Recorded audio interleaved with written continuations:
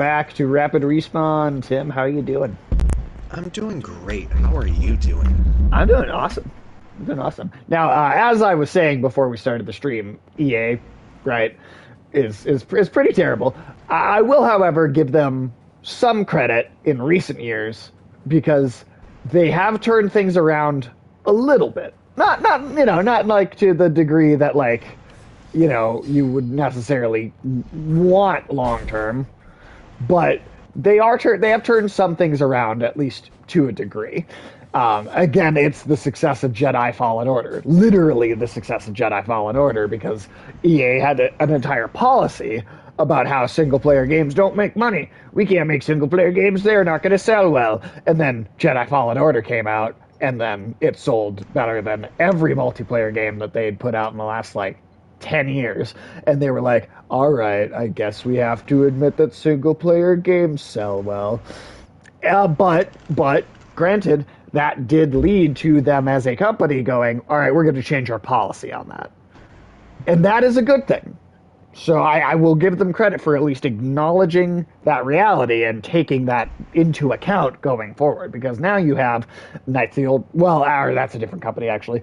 I think a Jedi Fallen Order 2 should be fun. You had It Takes Two, which was split screen, right? You can actually play it on the same damn couch with someone instead of having to play online, which, thank fucking God. And Star Wars Squadrons was pretty good. I know that's multiple Star Wars games, but... Unravel, you are starting to see at least a little bit of an increase in quality titles coming from EA. Now, that is not to, just gloss over all the shitty things that they have and still do, such as releasing FIFA games and literally only changing some of the numbers and literally just re-releasing the same game with no actual effort or work put into it. Still awful EA bullshit, right? That's not like that's gone entirely, but it's better than it was. Yeah, that's fair because at least just say it shows they're making an effort to try. Or you know what? Here's the thing. Or at least. It's still just following the money. It's a corporation. That's all they're ever going to do. They're never your friend. They're never good. No matter what company it is. It does not matter what company it is. They're all bad. All of them. Every single one. But if you reward them for good work, when they chase money, they will chase it in the form of doing good work. That right? is as good as I could possibly sum it up. That's the thing, right? Like, it doesn't mean they're good. It doesn't mean we're patting them on the back. It doesn't mean we're saying that they somehow have corrected all their mistakes. It just means that if you reward them when they do good work, they will be greedy and corporate about doing good work. That's it. That's all. Yeah. Well, it also kind of brings into, if you've seen the new thing, John Oliver on utilities. I haven't watched him in a long time. He started spitting out some serious propaganda a while back, and I have not given him the time of day since. Well, his most recent one was on electric utilities specifically, and how they make money based on building things because they're a utility. So it's supposed to be they make money via investing in infrastructure. However, they were investing in grossly redundant infrastructure that doesn't really provide. It's like a power plant that nobody will use. No, yeah, absolutely. It makes people fucking hate them, and because they're fucking pieces of shit, and then they're charging us way too much fucking money, and we're not getting anything in return. Sure. But if they started giving us things that we actually liked while still themselves investing in infrastructure, they would make money. And people would be happy with them because their power wouldn't go out whenever it sprinkles, or we wouldn't have forest fires. Like, the deadliest wildfire in California history was caused by an electric company not maintaining one of its lines for over 90 years. I believe that. And that's the problem with corporations, man. That's why, you can't you cannot just you can't allow them to just do kind of their own free for all. Just you can't just let them be. It just doesn't work. It doesn't work to do that. Yeah, the folks that go on about deregulation often are the ones profiting from it. I suppose I should rephrase that as almost always. Well, that's not entirely true. There's a lot of regulation that is intentionally created by bigger corporations and then given to the government to pass as regulation so that small companies are choked out of being able to exist by larger companies that have bought out the government. That's a lot of regulation is that. That is very bad regulation. I suppose I was referring to utility deregulation. Sure. Specifically, yes, if you're, But that's a big thing, is that there are a lot of regulatory laws that are created by bigger corporations to prevent smaller corporations from being successful. So not all regulation is a good thing, and there absolutely is a point to argue against regulation, depending on what specific laws you're talking about. And that's really prevalent in so the it's not burgeoning it's not always legal cannabis industry, because laws, specifically in California, of all places, where it's been legalized there the longest of anywhere in the U.S. Yeah. And some of the things are like, you can't package cannabis in on site anymore. It has to come pre-packaged and pre-labeled and all that stuff, which means your company is having to foot the cost of someone else doing that stuff, and you also have to pay far more in fees and taxes and stuff than people in other states. And exactly. Colorado as a state is making a tremendous amount of taxable income from it, while not making it overly restrictive and easily accessible by people of the proper age. And it's like, there are models for how this works. So exactly. That's exactly what I'm talking about. You just made a great point about regulation that is a really bad thing. It's ridiculous, because what benefit is there in stopping people from packaging it at the dispensary as they've been doing? Because it'll make bigger corporations more money. Exactly. That's it. And they've even said reason. The individual packaging requirements that they've instilled in California are so stringent that mom and pop cannabis shops are having to close down, ones that existed before it became a national trend to legalize cannabis. These are the people that have been there since the late 90s. And they're going out of business because of this ridiculous regulation that specifically panders to corporations with a large amount of investment capital. And that lies the exact point of difference, is who has the investment capital, and it's never the small business. Exactly. So that's why it's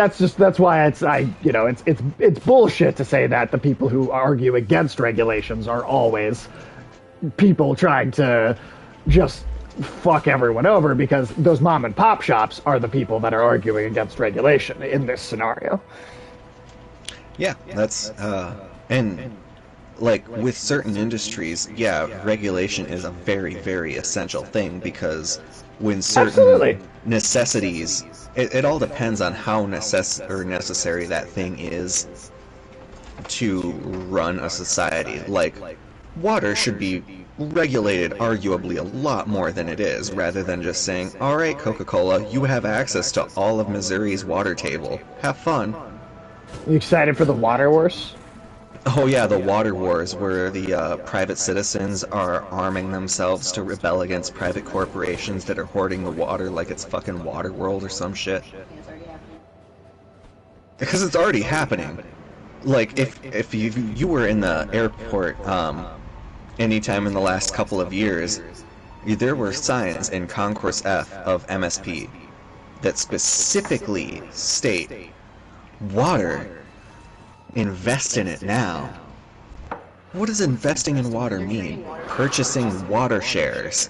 So you're already trading water as a commodity rather than an essential resource, like electricity.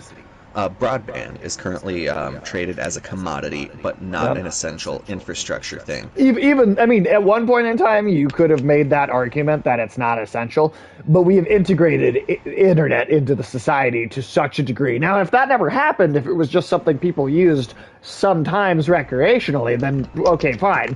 But it's not anymore. It is required. I mean, what's the last time that you applied to a job that didn't require you to have internet access to actually either fill the application out, get in contact with the employer, or be sent important materials regarding your employment? When's the last time Exactly. that you applied to a job that none of those things were an element? It's I bet you don't even remember when the last time that happened was. oh, the answer to that is like fucking 2014. Yeah, So I was going to 8 say years about ago? 2013 for me. I think yes, yeah, exactly. We're a long time past that being a commodity. And This witch does not like us. She really does not like us. that's part of the reason against like part of the internet God, what is it? You know how there's like laws in place to prevent IPs from throttling your data based on which websites you're visiting, right? Yeah. Or like charging those websites to have proper Well, amount of I mean, bandwidth. yes, but also they absolutely slow down internet service depending on what you're looking at. Like that's all right. Oh. That's a thing. There might be laws against doing it, but Well, unlike throttling mobile Wanna data, find they something say you they can- won't do it below your data cap. squeeze every last penny out of Um, poor people. Yeah, it's kind of what we're talking about. Yeah, it's pretty close. You're gonna be, oh yeah, it's only a matter of time until we're taking out water loans. I mean, I think it's a terrible movie, but that's Oh, wait, kind of what we Quantum of already are. Solace was If about. you can't pay your water bill, there are repayable loans that you can get to pay your rising water bill. Yeah. Well, food We're costs are already going there. up way faster than water costs. Oh yeah. And it's for, basic things like, milk. Well, or I mean, it's bread. just. Well, yeah, no, it is, and that's because, well, Russia is for instance, Russia is maybe the biggest exporter of grain.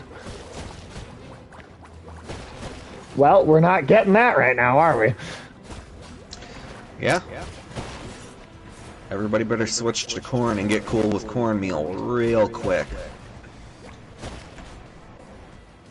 I mean, the Ukraine is literally the breadbasket of the world. Get low for your water bill, you can die. Well, I mean, yeah.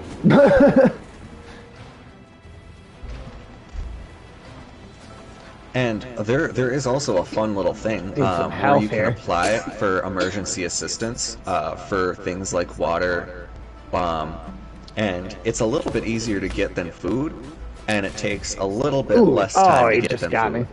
But the fact that you still if you're starving and you apply for food assistance, it can take months to be processed, by which you're usually yeah. dead. Well, that's the whole red tape part, right? That's the red tape. The red tape of doom. Yeah. And in case anybody's wondering, yes, it is Doom 2013. No, I don't remember which year it came out actually. Oh, you're talking about the reboot? Yeah, I was 2016. 2016. Yep. There we go. Now I can get my jokes appropriate.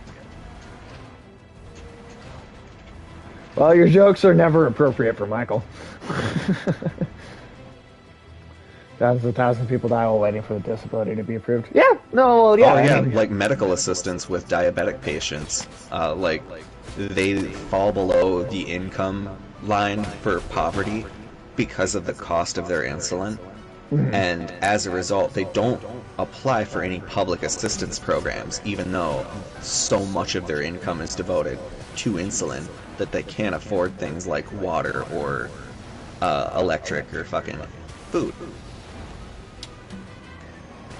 Where are you wanting me to go here exactly? I do like how environments are diversifying in Death's Door. Oh yeah, I figured once. Oh, okay. I did not. Okay, I did not see that there was a furnace right there. Shit.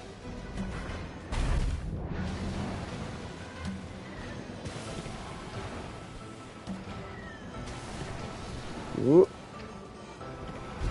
Oh shit. Okay, God. Ooh, ooh, ooh. There we go. Are they coming through baby death doors? Yeah, that's how the enemies spawn in general. I love it. Redeem these purple things. Do you get money? Oh, channel points? No, no, no. Those are like, channel points are like, channel points would be for like if I had like, or like like you could highlight a message, right? So like if there was like a ton of people in the chat and I couldn't necessarily read every single comment that everybody made just because of how quickly, it was moving in general. Somebody could use like a channel point. Yep, exactly. Yep, that's exactly. So then I'd see that and I'd go like, oh shit, this person like really wanted me to read what they said, and so I can then go, okay, let me just go back and make sure I get this one, even if I can't get all of them.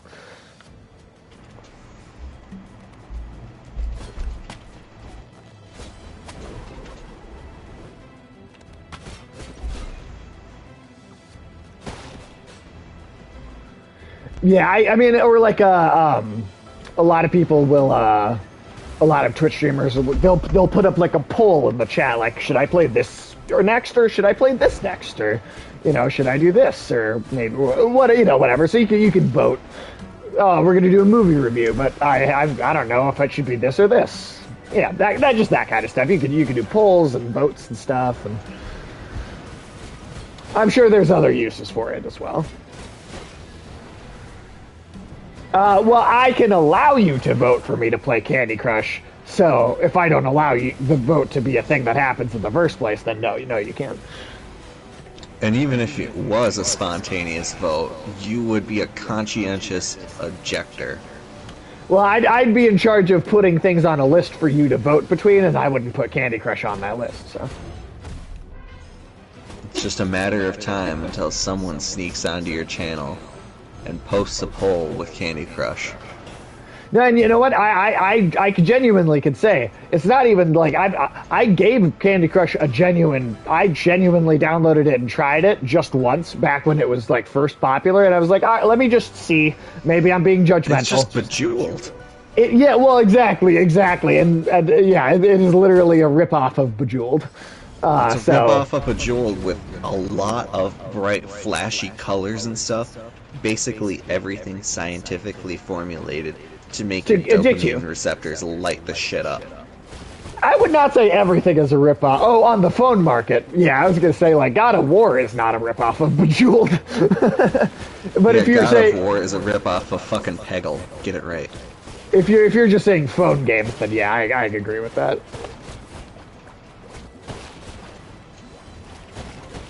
Are these just giant, chaotic peeps? I think they're pieces of shit with eyes. Yeah. Look, it sticks in the mud. Yeah, no, there's a lot of Bejeweled ripoffs. I mean, and that's because the original phone games and stuff were like, at least the older ones. Bejeweled, I'm sure, existed before mobile games. Yeah, Bejeweled was like on the Xbox. Like, that was like an Xbox or Tetris PC is on game. the PlayStation 5s, but... Okay, what was the oldest iteration of Tetris on a console? That had to be the Atari, right? Yeah, Tetris has been around for fucking ever. Atari's, well, sure, and NES might have been the best, but certainly it's been around for, I mean... Oh, are you yeah, trying it's to been call around it for a long time. You know, the name of Tetris in... the block. Well, you know that the name of Tetris in China is Russian squares. Huh. Well, because it's a Russian game. Have you ever heard the original Russian soundtrack for Tetris? No, Tetris had that the I have same not. soundtrack in every region except for Russia. That Well, for some that was the reason just original. has a really slapping fucking That would have been the original then.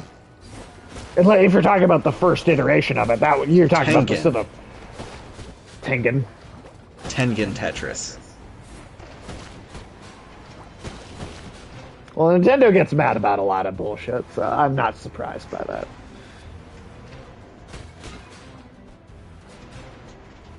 Yeah, because I guess they had the NES Tetris, and then they're like, "What about Tengen?" And they're like, "No, fuck off."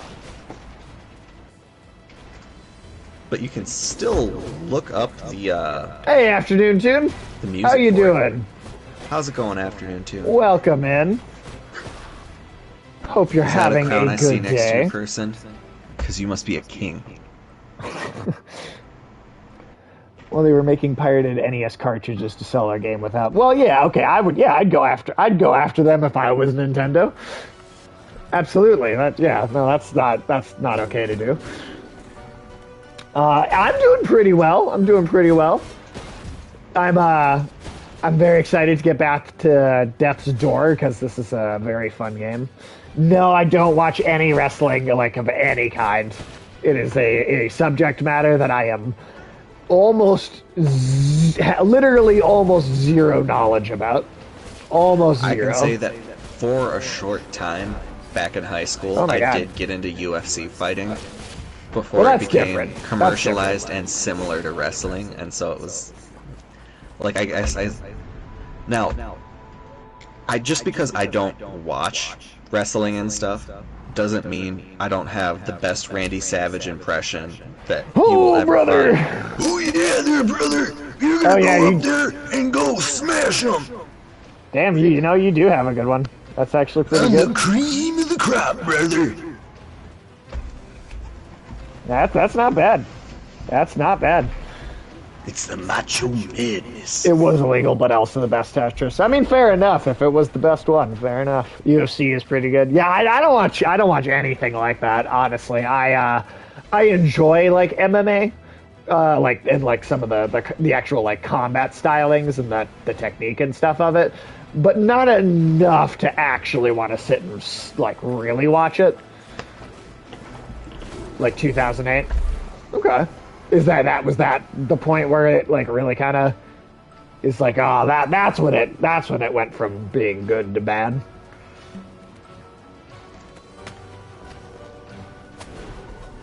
Because I personally probably like have no concept of it really. I know people who still like it. Oh yeah, I mean it's still popular, right? I mean it's like wrestling in general is still a popular thing.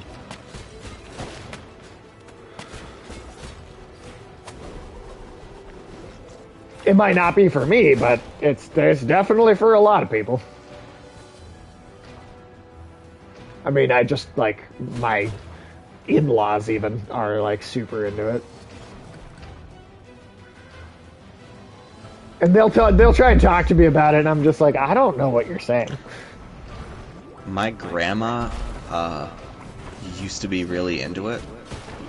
Your grandma, really? Okay. Yeah, Interesting. my grandma, and my great aunt, my grandma and her have to fight this sisters one, do I? essentially, they were all into fucking WWE, and it was ridiculous because they would have fucking fight night at grandma's house. That honestly sounds more entertaining than the actual WWE. Yeah, I think grandma's main guy was there was Hulk Hogan, of course, but then there was Ric Flair.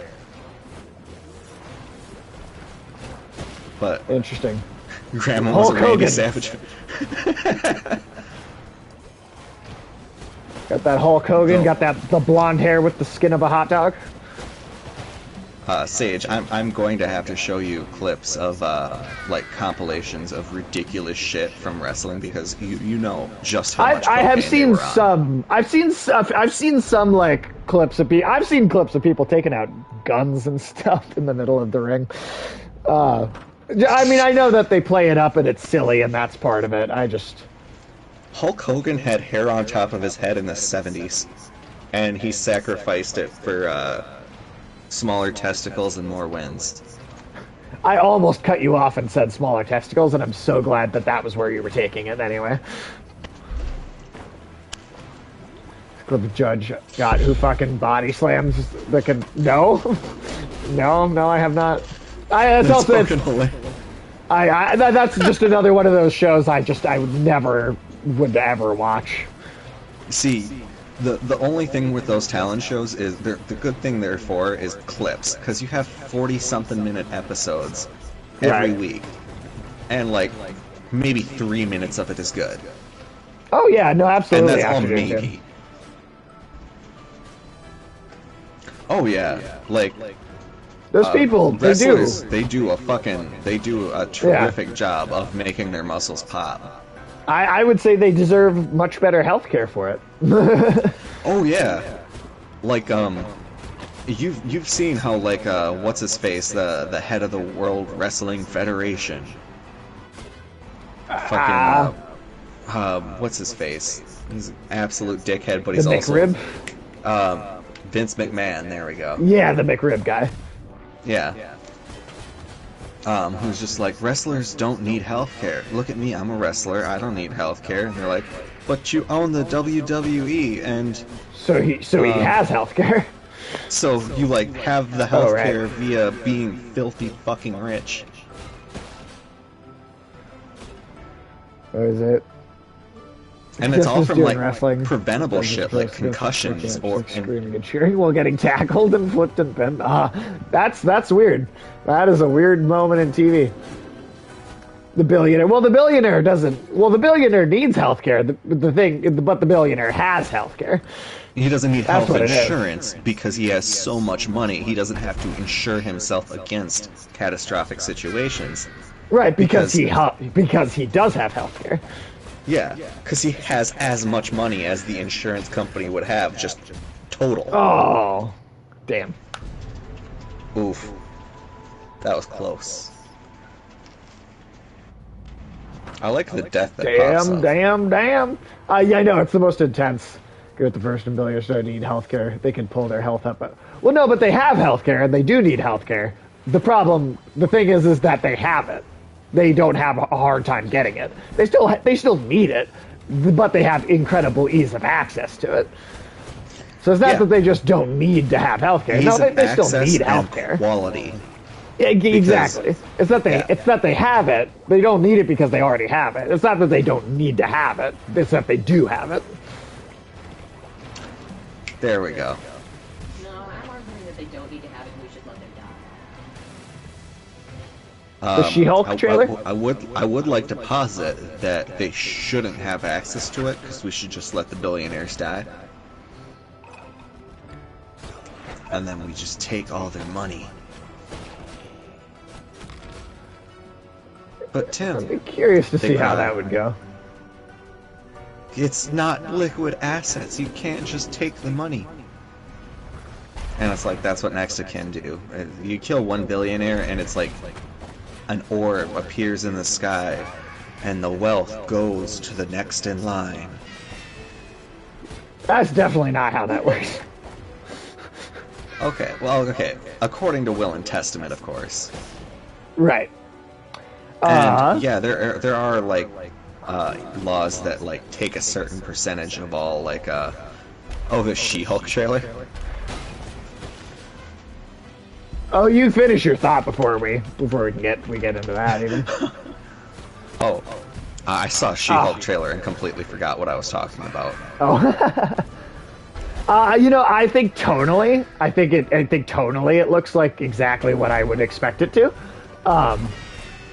I will say that it's some of the most off-looking the CGI I think has been in a Marvel project, and that really kind of threw me. I'm thinking that it's just unfinished CGI, though. At least I'm hoping that it's just not done, and that by the time the actual episodes come out, it will look much better. Yeah, the face. Yeah, the face specifically. Yeah. No. It's nothing like the Sonic movie. Nothing like that. nothing even close to that. That was a little abomination that was a furry abomination that they gave human facial features to.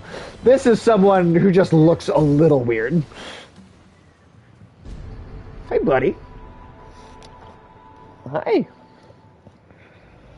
See, I disagree. I think the Hulk looked fine. I thought the regular Hulk, I thought he looked just fine.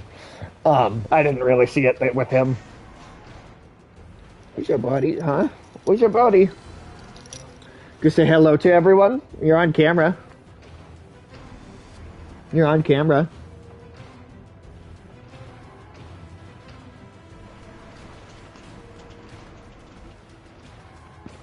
Maybe I just didn't see it because, Okay. Specifically, I was looking at the trailer. The CGI at the 58-second mark. It looked you like got a a fucking Sims timestamp. character. A green plant Sims was just walking through Kiss the the trailer, kitty. and it was only visible. I got a through the dog second. right here. I got a dog, but the cats, they got to come to me. I didn't make that a redemption. I will kiss the dog. Yeah, there you go, buddy. You can't make it up. I got to put those in there. Oh, holy shit! The CGI for She-Hulk is actually legit bad for the face. Holy fuck! Yeah. I don't, I'm hopeful that it's just not done, because sometimes they've done that before, where CGI in a trailer was not done, and then in the final product it did look better. So that's I know that's happened before. So I'm hopeful that this is another one of those cases. But time will tell. Time will tell. Yeah, I agree with that, but also the Eternals was terrible, so, like, I don't know. Yeah, I agree. That was the worst. That was the worst. One of the top comments on the videos is the CGI looks weird. It does. Okay. Yeah. Unless you say, exclude the top comment that just says, everything they put out in Phase 4 is incredibly amazing. Oh, it looks so fucking amazing. No fucking critiques. No notes. I think the actual tone of the show, I think they're getting that right. It should be a very silly, goofy legal comedy. That is exactly what it should be. That's 100% what we want Sure She-Hulk she to shouldn't be. be fighting against the fucking yellow Hulk that's come back to life and he's gonna destroy the world like world-bending stakes. I mean, there's Red Hulk, but I have read. She-Hulk is one of my favorite Marvel characters, and there's a particular comic by Charles Soule, which very, very much is like extremely heavy focused on the legal comedy aspect of the character, and I absolutely love it. Shit, damn it.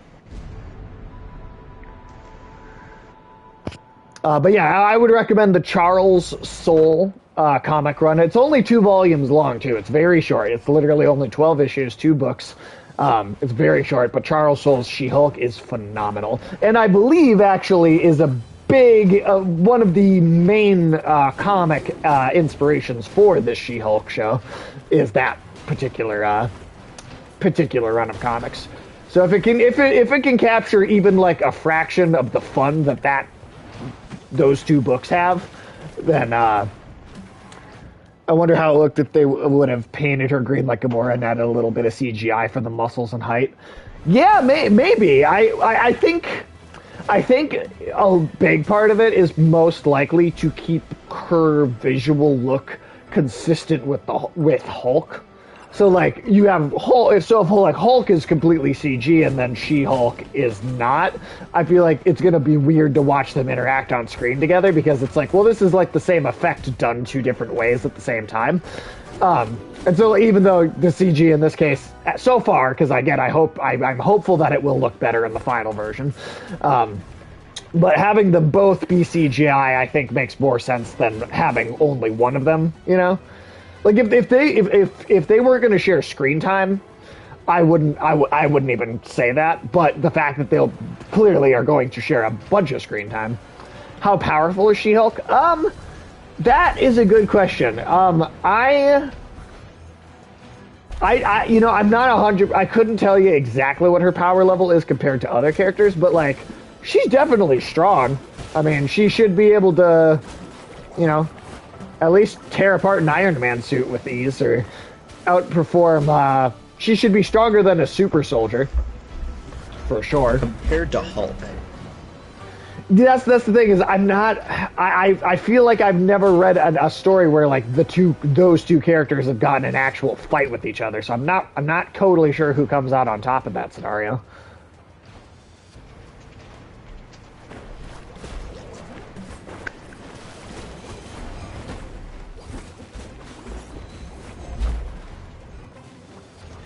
Gosh, that would be fun to see. But at the same time, it's not like you can write a comic for the sole purpose of that. That's what so many comics were written for the sole purpose of.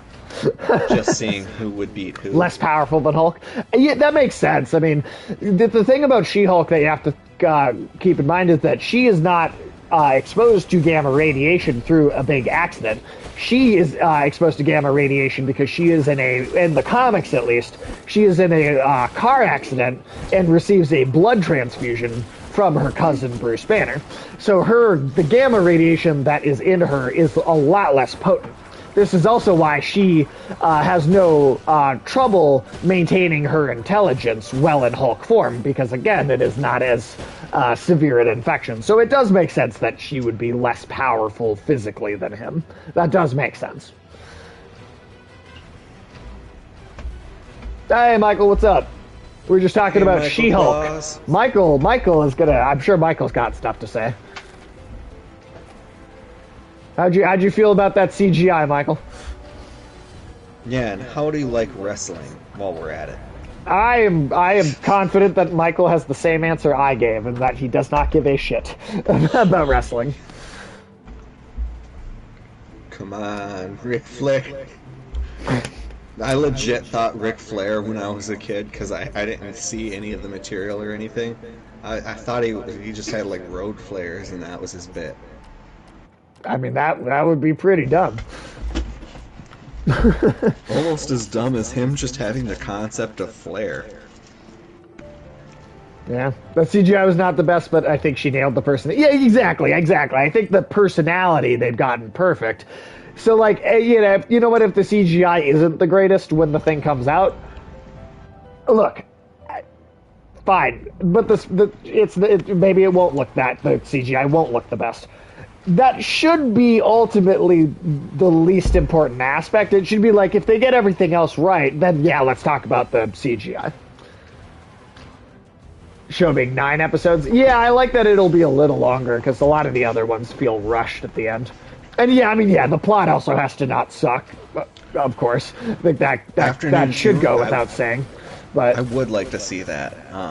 Jessica Jones, because she is a PI, working with a lawyer, and they both have strength-based abilities, and I'm assuming in New York? Moon Knight also shouldn't have been made by Disney, but, you know. Moon Knight also shouldn't have centered, I believe you mentioned this before, Sage, that it shouldn't have been centered around a world-ending thing, because he's never really been that kind of hero. I mean, I'm sure I may not have read them. I'm sure there are Moon Knight comics where, like, there is a big, large-scale threat like that. I'm sure it exists. But it is not the normal for that character, right? That is not the normal for that character. It shouldn't have been the starting foot, kind of. No. The first step. The world ending, if you want Moon Knight in a situation where there's a world ending conflict, it should be in the Midnight Suns, like, crossover movie. That could be the world ending conflict. It does set the wrong tone. It does. Very much so. Very much so. But no, I'm honestly looking forward to She-Hulk a lot more than I was looking forward to Moon Knight, because I had those concerns about Moon Knight not being able to push the envelope enough, even well before it actually came out. So it's not that was a concern I had. Before the show's released, for sure. I had the concern that it wasn't going to be like, because Now that Deadpool is technically part of the Disney universe, I feel like we might not see it as bloody. And We'll I see. feel like that was That's the already one- shown with Moon Knight. Well, Moon Knight didn't. Moon Knight didn't. It pulled its punches, so that's a good point. They keep saying that Deadpool, because it's already sold well, because it already makes money as an R-rated super graphic property, that they will keep it that because it's sold well that way, and that's the only reason. Now, we need to actually see that Deadpool movie to know whether or not that's actually going to be true, or if that's just some bullshit they're saying right now to get people to not get mad at them about it. We'll see what happens. Where's Yeah, that that's precognition true. when you need it? That's true, Michael. That is very true. Oh, also, yeah, Daredevil will definitely be in She-Hulk. Charlie Cox, there's no way Charlie Cox is not in She-Hulk. There's no way. No way that he is not in that show. Especially if they are truly basing it off of the Charles Soule run of She-Hulk, which is what I keep hearing they're doing. Daredevil is a character for at least a couple of issues in the Charles Soule run of She-Hulk. So they're like, that would be... If Daredevil's not in She-Hulk, I will be both very surprised and very disappointed, because it is an obvious missed opportunity if they don't do it. You little shit. Oh, I didn't realize that. I thought this was like a cutesy like kid game where they didn't swear. No, because she's basically like magic Hitler in comparison right now. Yeah, that's true. That's true. Crows never do what they're told. Ah, they're crows, man. You can't expect crows to listen. Death cannot see those who have masked their life force within an urn and can fool the Grim Reaper himself. Or since she isn't a billionaire and an orphan. Well, she played an orphan for 5 years and something else. So was it referencing the superheroes, or was it referencing the actress's other work? Same employer. Goodness, we can't have them finding out about everything. Was somebody's paying this bitch? Who's paying this bitch?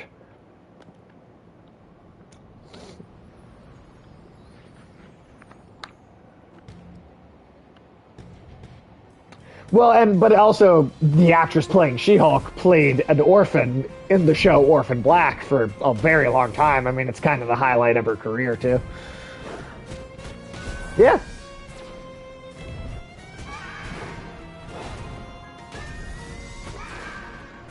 Oh yeah, I really liked Orphan Black. I thought that was a... Oh, you got to finish it? Yeah, I think it's got a pretty good ending too. Actually, I think I like the ending. I think to this day, the only episode of Orphan Black I've seen is the the first one one? that was at your house. So the first one. Yeah. No, actually, this is just actually like the first boss of the game. And I also Hey, like this that is you the said second Spirited boss. Away though, because the first boss was almost like a... Oh no, that's right, the castle. Okay, so yeah, you're right, second boss. I suppose this is the first person-like boss. Well, yeah, because the first one was literally like a... Well, you know what? It's funny because Howl's Moving Castle, right? The castle was literally a floating castle.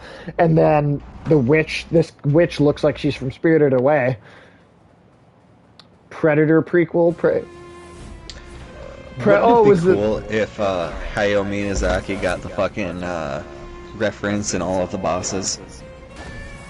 That's what I was going to say, is I wonder if all the bosses are going to have some sort of Studio Ghibli influence to them. 'Cause that'd be kind of cool.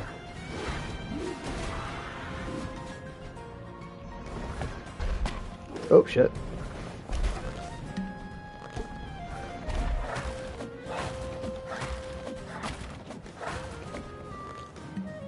Alright, so make sure I'm missing up chat. What'd you think of that Predator prequel, Prey? Like a movie? Was like a Predator the movie prequel? I didn't see it, if that's what you're referencing. Otherwise, I may not actually know what you're talking about. Yeah, Michael, the castle is bad. If you just Google search like Death's Door castle boss, it's pretty fucking cool. At least a teaser of the movie Prey. Oh, I haven't seen that at all. She's playing her hand like a Mario Odyssey villain. Oh yeah, oh yeah. Oh, it's a prequel to The Predator. I am really done with The Predator. With Predator as a franchise. I am really done with Predator as a franchise. I don't care about it. I am super tired of it. Unless it crosses over with. I'm getting distracted by talking shit about The Predator.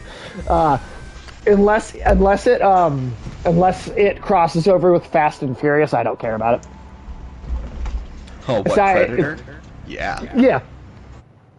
Well, Alien, Terminator, Predator, Jurassic Park, every single one of these franchises that they just will not let die, I think should just cross over with Fast and Furious, because at least then it'd be so stupid it'd be funny. Okay. I like that director. I do really like that director. So I guess, I don't know, maybe. Yeah, I mean, they are if he's doing a attached show. to it, they could possibly do that. I could see him doing that. He's like Cloverfield arguably kind of boosted the genre of cinematography that they utilized for Cloverfield. Are you talking about the found footage movie Cloverfield? Yeah, I feel like That's not the movie was... that Afternoon Tune is referencing, actually. Oh my God, 10 Clover. That's the one where they're in the bunker, correct? Yes, which is literally like a standalone movie that doesn't actually have anything to do with the other one. Then I have no frame of reference for his ability. Whoops. I think that second one is a better movie, to be honest. In particular because of the directing. Now, see, that makes me interested in the movie because it's been a long time since I've seen Cloverfield, because that had to have been like 2008. out. So yeah, I haven't seen it in 14 years. But when I saw it, and yes, I did see The Boys season 3 trailer afternoon. Well, I saw the one from a while ago, and then I didn't watch the new one because I figured it's coming out soon, so I don't need to.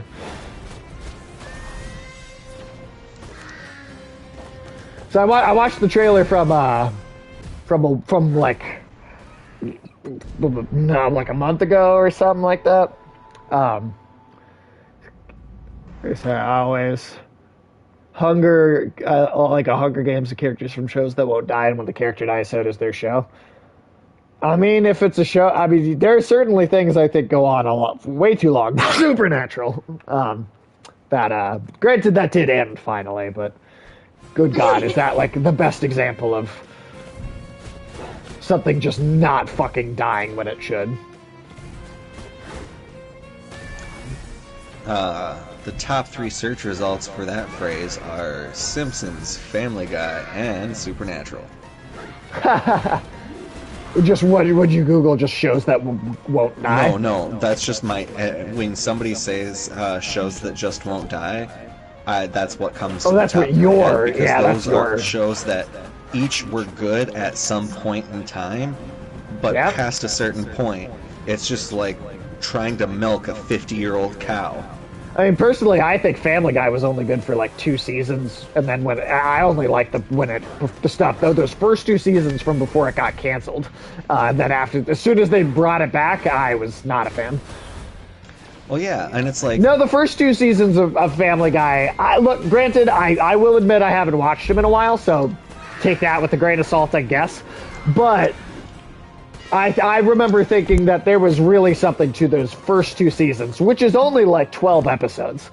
So, like, I think there was like 12 episodes that I thought were pretty good before the show lost me. Yeah, and Simpsons had a bit of a longer run, but at the same time, that was like, what, 4 or 5 seasons? Seasons 3 through 8, or maybe even 3 through 9 of The Simpsons are some of the greatest television ever written. Seasons 1 through like 12 are at least good.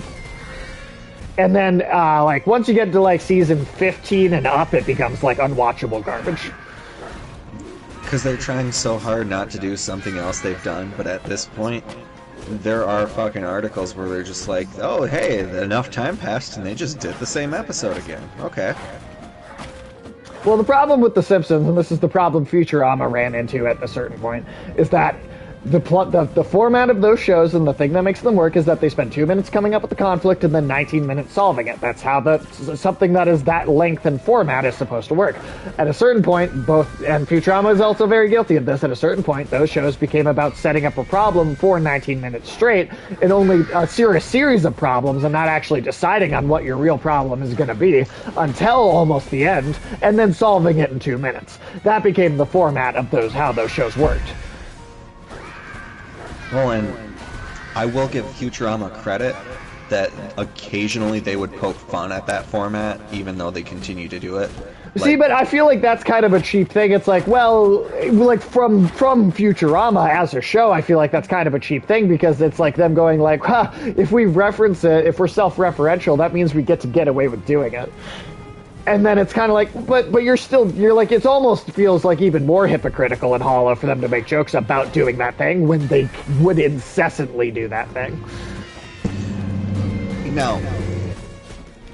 I could be very wrong. And imagining them critiquing it earlier on in their show. Oh, and if they were doing it in the early seasons, then I take that back. If they were doing it in the early seasons, I totally take that back. But they spend like 19 or 20 minutes fucking coming up with the problem, and then at the end they're just like, it's like a ridiculously straightforward thing, and they're like, wait, that's it? That's all we're gonna do? It's like, yeah, what did you think we were gonna do? And the fucking or the credits roll. Okay. I don't remember that one, to be honest. I don't remember that very well. Let's see if Google can save me. Let's just make sure I didn't miss any episodes. Yeah, no, okay. But yes, I think The Simpsons, in particular, though, I think is especially sad because I do think it's some of certain seasons 3 through 8 are some of the greatest television ever written. Perfect satirical counterculture takedown of society and its bullshit nonsense and rules and how up its own ass everybody is. Family Guy was the best at doing that at one point in time, and it betrayed it. So The Simpsons today is garbage celebrity worship. It is literally the thing that it used to mock. It is literally now the thing that it used to mock. Yeah. I hate the modern Simpsons. I hate Simpsons now. And you know what? The thing is there absolutely were ways that The Simpsons could have stood the test of time. This is an idea that I believe Michael came up with originally. But how cool would it have been if you were going to just keep caricature? Yeah, yes, that's a very good way of describing it. Oh shit! Damn it! I fell off the side.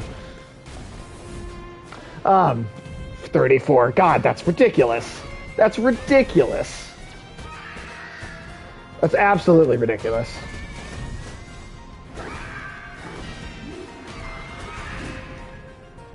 Ooh, damn. What? The Futurama? Or no, not Futurama. Simpsons? 34 seasons. Oh, yeah, well, yes, yeah, 34. It's absolutely ridiculous. It's so stupid. Well, here's the thing. Michael did have this one idea that me and him have talked about at length that could have actually kept The Simpsons potentially going for this long and still perhaps have been good. Imagine if they allowed the characters to age in real time.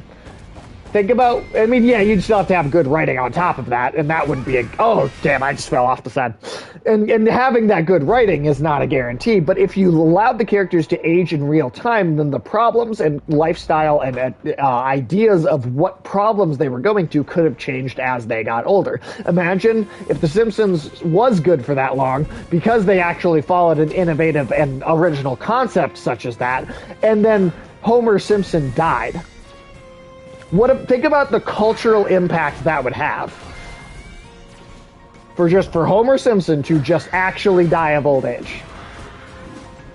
Yeah. With the show maintaining its quality up to that point. Right? Like, think about how sad that actually would be.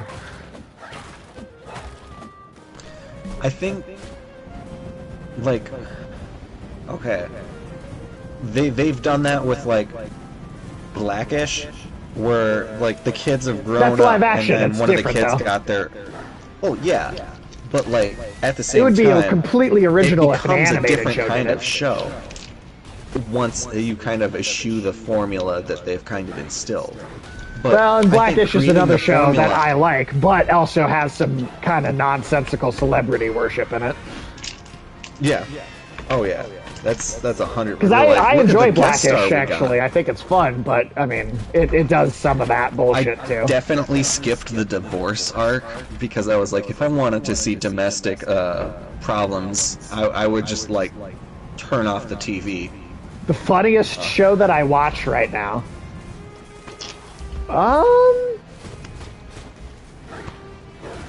There's not a lot of comedy. There's just not a lot of good comedy out there.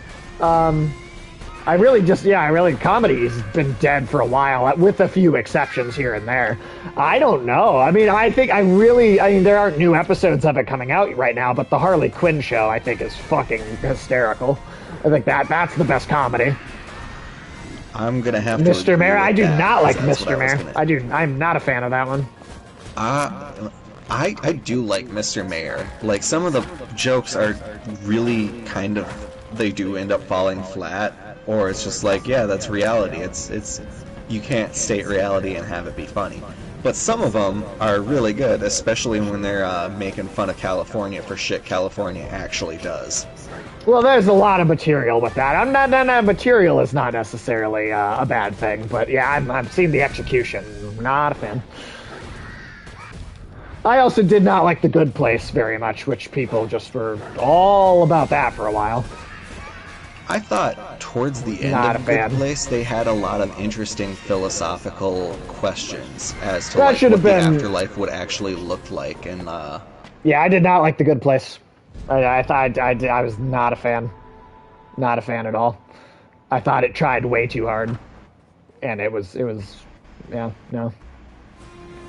like I liked it less from a point of comedy and more of like having a TV show that actually looks at the philosophical intricacies of the afterlife and what it would look like for each individual person. Doesn't that make it And not a good does comedy the- then? Well, it's not. If a you're watching true it for something comedy in that it's entirely that different. point. Well, I mean, you sure, can have I'm not kind of saying you both, can't can't you? appreciate it.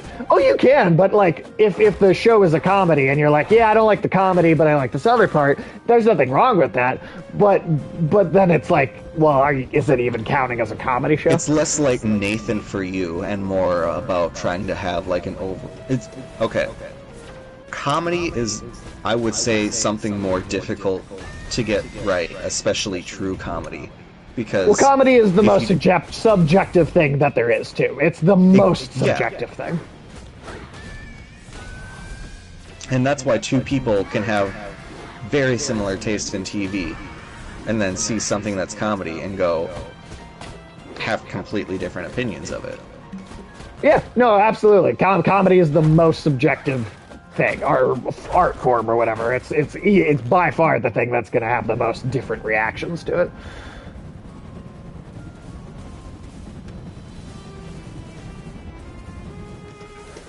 And I'm not saying good. I'm not even trying to say, oh, that show sucked, but it did not work for me. I think God damn it, I perhaps keep one doing of my that. funniest bits was the fact that the fucking the judge, the arbiter of the afterlife, likes trashy reality TV shows that are like judge based. I mean, if like supernatural beings in the afterlife are super into reality shows, it explains a lot about the direction of the real world. Well, yeah, because she's just like she's like, I really want to get back to fucking Dawson's Creek, so like let's reset reality so I can get back to my shows. Dawson's Creek? That wasn't a reality show. Not That's a like reality show, but like that's just like a CW trashy teen drama. and reality. Like Oh, sure. in-film It was drama. definitely trashy drama, that's for sure. That is Okay, absolutely basically the her case. favorite channel would have been the CW. Yeah, I mean, yeah, trash. Complete trash. Yeah. She probably would have liked Arrow. Oh, shit. fuck Arrow, dude. There's not a lot of things that I have real vitriolic hate for, like in fiction. Like, I mean, there's definitely there's a list, but Arrow is at the fucking top of that shit. Absolutely one of the worst piles of garbage ever produced. I found a lot of the comedy I get nowadays is actually derived from individual YouTube personalities or just even streamers. Yes, I would agree with that. Like Double Toasted, I watch more for comedy than... Scratch that. I have a list, but Arrow's at the top. Yeah, no, that's accurate. That's accurate. Because fuck Arrow.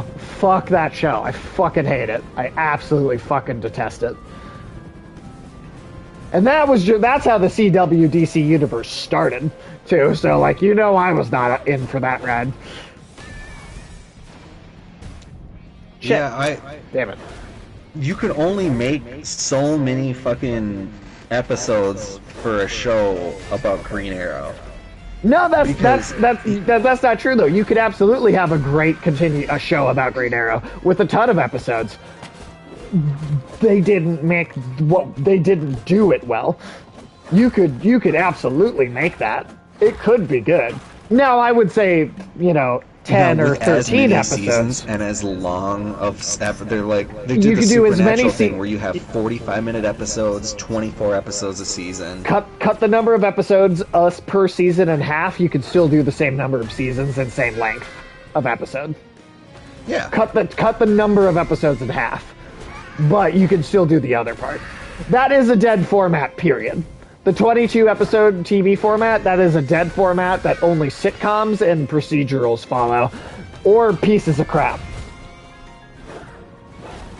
Yeah, because, like, Supernatural, even when they did it, and even when Supernatural was good, these Supernatural did it well. Well, but filler isn't necessarily a bad thing. Filler can be good, something like... Well, like Bad Day at Black Rock, the episode where they got the rabbit's foot. That's filler. It doesn't necessarily pertain super hard to the overarching story. But I wouldn't even call something filler unless it's truly bad. If something is good, or like gives you an understanding of the characters in even a minor way, and it is good, it's not filler. Filler has to be something that is truly bad material, I think. No, I would posit that Supernatural did possess some of that. Like, some of the earlier episodes especially weren't quite sure what they wanted the show to be. So, of course you have things like the pilot where they say Christo to stop the demon, but that doesn't work anytime outside of the pilot episode. But then you also have, like, the ghosts can't deal with iron, and that was a thing in season 1, and they don't necessarily use it or refer to it when they're fighting ghosts. Almost any other they time use the outside. iron thing constantly, dude. Constantly throughout the whole show. I must have just missed it then. I'm telling you, they did. They should just do superhero shows on HBO. I'm way more down for that, for stuff on HBO than I am on the CW. I fucking hate this. I think the CW is a garbage network. It's a garbage network. They've never done anything good. Supernatural is from the WB23 before the merger with UPN happened. Any good seasons of Supernatural do not count as a good creation of the CW. Smallville, any of that anyone might like, that came from the WB23 before the merger, so that is a creation of the WB23, not of the CW. Nothing good has come from the CW except for literally only like 3/4 of the first season of The Flash. That is it.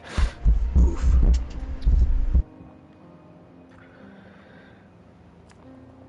Hey, we did it. We did the bus.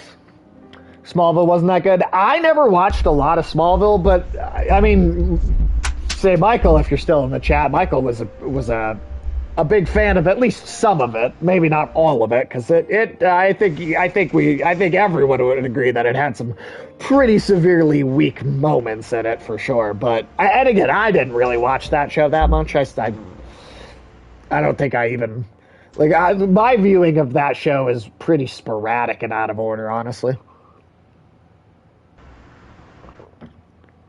Smallville, I will say, even if I'm maybe not the biggest Smallville fan myself, it is 10 times better than any of the crap that the CW ever made.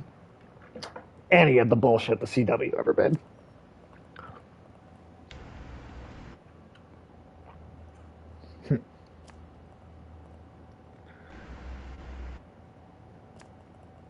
My biggest criticism of Smallville was that it was supposed to be a pre-Superman show, but by the time that show was over, he'd fought Brainiac and Darkseid and Doomsday and like every single Superman villain, even though he wasn't Superman yet. That was my biggest thing about that show. Is like, okay, if you want to do a Superman show, but I mean, he got to the point where he had met Lois Lane, been in a relationship with Lois Lane, moved to Metropolis, fought Doomsday, fought Darkseid, fought Brainiac, fought Lex Luthor, all of them, and he still wasn't Superman. Just make him super. If you're gonna make him Superman, make him Superman. If we're doing pre-Superman, stick to villains and actual story material that come pre-Superman, right? Like that was my biggest thing about it. It's like clearly what you want to do is make a Superman show, and you're just kind of I don't know. It's just weird the way that was done.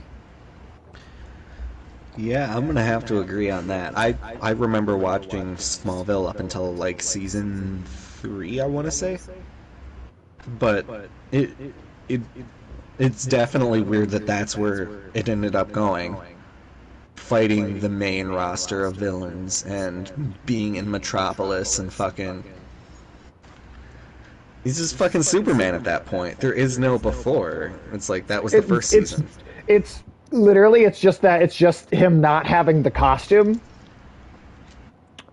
and it's just literally not him not having the costume, and then him not being able to fly. I think those are the only two things. Wait, I forgot about that. Holy shit. Well, he could float sometimes, but like that was like they teased it out for the whole series or whatever. This idea that like, well, eventually he'll be able to fly. When's it gonna happen? Last episode of season 10. But like, again, he's fighting Doomsday, and he hasn't figured out how to control his flight yet. That doesn't make sense. No, it absolutely doesn't. Doomsday killed Superman when Superman was at his, like, most powerful. So. Yeah. Hi, kitty. Hello.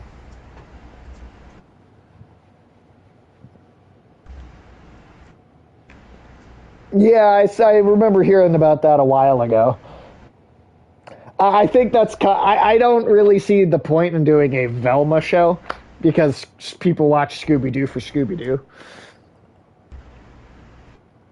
Yeah, that's the point. It's named after the dog. I don't care about the humans. Give me the dog. I'm there. Yeah, I'm there for the dog. I don't. Yeah. And the kiss episode. Oh yeah. Velma's hot. Movie. I mean, if she rocks your boat, I suppose. I don't. I mean. She floats my boat. Bitches that can't see.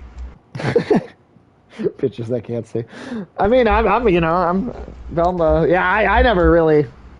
I don't know. I guess I never really thought about it in that way, I guess. But I mean, yeah. If she does it for you, she does it for you. I don't know. Why do a Scooby-Doo adaptation about one character? They've done that before. They've done like a Shaggy cartoon, or like they've done stuff like that before, and they're never good. They're never good. Never, ever, ever, ever are those good. I mean, I just don't understand why they. It's like they keep trying to make different subject matter, but like the idea that they just keep doing it and like it never works and they won't stop. But like Capcom making multiplayer Resident Evil games doesn't go well. Stop trying. but they just will not stop trying. And I feel the same way about Scooby-Doo adaptations that are about a character other than Scooby-Doo. Like, you could maybe do a Scooby and Shaggy and take the other characters out, and maybe that could still work. But you're not gonna, yeah, you're not gonna fucking do would anyone watch a Fred show? No one would watch a Fred show. Like, Scrappy-Doo? People, no one, who likes Scrappy-Doo? Who likes Scrappy-Doo? Are there Scrappy-Doo fans? Because that is news to me. Oh, that's your point. Yeah, well, I mean, yeah, there you go. There you go. So yeah, no, yeah. If you're just saying the same thing, then yeah, Who would fucking? Oh, that's what it's the pre-colonial native. Yeah, how would that work? Like when Scrappy-Doo was in Family Guy? That I don't remember. They made that a Scrappy-Doo show. I don't remember if they made a Scrappy-Doo show or not, to be honest. I remember Scrappy-Doo being in, like, the unbelievably obnoxious character they added into Scooby-Doo that everyone fucking hated, but I don't remember him having his own show, to be honest. Whoops. Maybe he did. I don't remember. Yeah, that's my question. Is the Predator a period So thing? in 1979, Scrappy-Doo and Scooby-Doo had the Scrappy-Doo and the Scooby and Scrappy-Doo show. Oh, yeah, no, that okay. So yeah, you did remember that, right? Yeah, that's not good. No bueno. No bueno.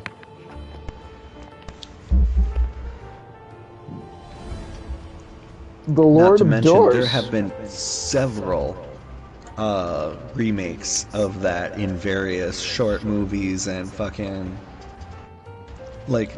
Oh yeah, okay. that was bad. There Well, was there's been also a another million series. Scooby-Doos. I mean, Holy shit! There were multiple Scrappy-Doo and Scooby-Doo shows. good God, that's depressing.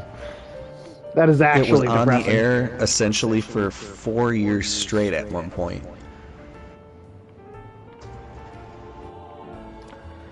Wow.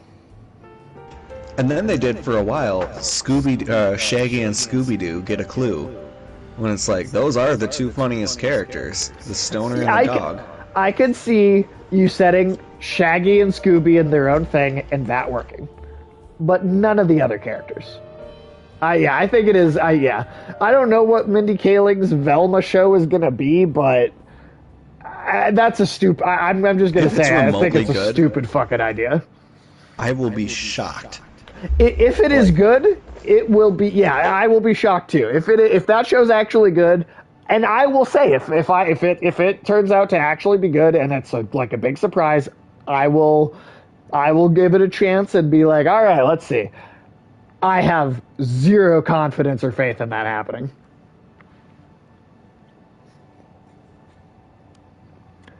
Because characters are always the most dangerous killers on the planet. Yeah, absolutely. I mean, I hope Predator is good. It'd be nice to have another good Predator movie. I just don't believe it's going to happen, I guess. She did good work on The Office. You know, I was never an Office fan. Never a fan of The Office. I know people that are. Alex was a fan. But yeah, it's just, I've never gotten into that. It never really worked for me very well.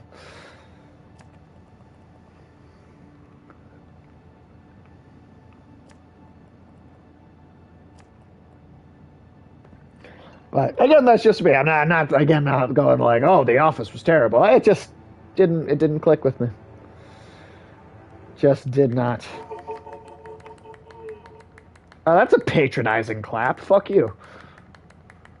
That seems really sarcastic. Finally did get into The Office and The Good Place, same creative, I believe. Well, I can tell you I actively did not care for The Good Place, so if it's the same creative direction as The Office, then that doesn't put The Office in very, very good chances for me.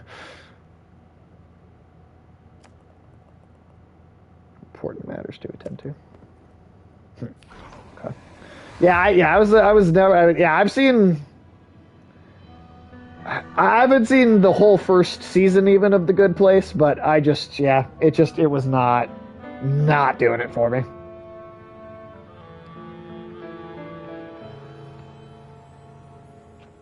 fact that they were able to animate somebody without a face sighing is kind of cool. That is a good Giant Saw. Season 1 is a classic. I mean, I've heard people say that, like, oh, if you just get to the end, then it like gets better. People have said that to me, but I'm like, man, I'm not enjoying getting to the end. So, I particularly liked the last, what was it, 3 episodes of The Good Place? Because at that point, they're basically done with the comedy aspect. And they've moved entirely onto what makes a good afterlife. If you could make your own afterlife, what would it be? And would you want it to be eternity? I think being alive forever would get very tedious. And that's the exact conclusion they come to. So essentially the afterlife is given... Oh, I'm sorry. Spoiler alert for anybody who hasn't seen Good Place years after it's ended. I mean, I don't care. But it ends with everyone in the It's about they the essentially virtues make of the suicide. afterlife have a limit. You can universal suicide. Yeah. See, we don't have a map in this game. Well, not necessarily about the virtues of suicide, but more about, like... I don't know. Michael's got a pretty good philosophy reading. I feel like I don't know if he says that's what it is. I don't know. Well, it's like a lot of people think about the afterlife as eternal paradise, but living would get old, and there deserves Get to be an boring. option for when you've become exhausted of existence, where you've done everything you can possibly do that would bring you joy. Sure. Well, that's that's part of what's interesting Yeah. about good vampire fiction. You know. I think the final episode, at a point, kind of reminds me of the very final moments of Synecdoche, New York. Really interesting. Okay. Because it's about how his work is as Yeah. complete as it can be, and it's like he essentially, like, his Well, play comes Synecdoche, to a New York close. is a more depressing message than that. It's that your work can never be complete. More, I feel like, I mean, maybe I'm thinking about that in an incorrect way, but I feel like Synecdoche, New York is a more depressing Yeah, statement absolutely. on that idea, where it's viewing it in a more negative sense that you could literally just not finish. You know. I think it would be for one character, it is that way. She Sure, learns sure. every trade. Like she's dead, but she spends her afterlife learning everything there is to learn until she's basically consumed all the knowledge she can, and then she becomes an architect for afterlives. Okay. So it's like there are some people that would genuinely never find an end to their afterlife, and so you can choose to either continue in your afterlife indefinitely, or you could choose to influence others' afterlife. Right. You ultimately have to deal with a lot of goofy characters and very positive tones, so I can see you not liking that. Well, I mean, like I said, I watched like a certain number of the first season, like probably 2/3 or so of the first season, and maybe it's because the show was billed to me as a comedy, and I did not think it was funny. So wait, you never got to the first season plot twist at the very end? No, because I thought the show kind of Dude, They sucked. weren't in heaven at all. Well, I were in mean, that hell was the clear whole from time. that was kind of obvious from the beginning to me, but And not just like any hell, it was like the fucking beta testing of new hell. They're like, Yeah, what if I we kind didn't of just had a physically feeling. torture them? What if we psychologically tortured them as well? What if we made them torture themselves with their own insecurities from See, when and they I- were alive? and I already know that, right? I've heard that before, but like that like a while back that got told to me, but I don't know, like I just like when I heard that the first time, I'm like, yeah, that's what I thought. Like I don't know, it just wasn't I don't know, it wasn't surprising to me.